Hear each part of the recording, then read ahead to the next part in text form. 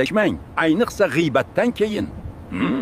Men sizga boy oilalar sirini aytaman. Diqqat bilan tinglang. Suvning asosiy prinsipi shundaki, u vibratsiyalarni o'ziga singdiradi. Suvning mohiyati aynan shunda. Suv yonida aytilgan har bir so'z tebranish orqali qabul qilinadi va yozib olinadi. Endi tasavvur qiling. Siz kechki ovqatga o'tirdingiz. Stol ustida bir stakan suv turibdi. Siz esa noliy boshlaysiz. Pul topish qiyin, hayot adolatsiz, biz bunga qodir emasmiz va hokazo.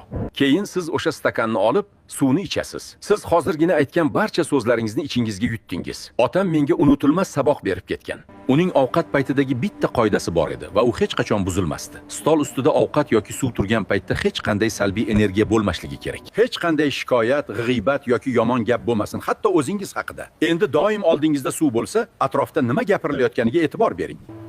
Chunki siz shunchaki gaplashmayapsiz, tanangizga qanday energiya kirishini belgilayapsiz.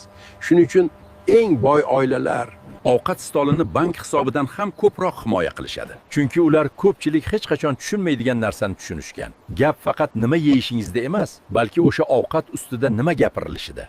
Stolingizni himoya qiling. Suvingizni himoya qiling. Tanangizga kirayotgan narsani himoya qiling. Video sizga ma'qul bo'lgan bo'lsa, obuna bo'lishni unutmang va ovqat vaqtida bo'lar-bo'lmas gaplarni gapiradigan do'stingizga ushbu videoni jo'natib qo'ying.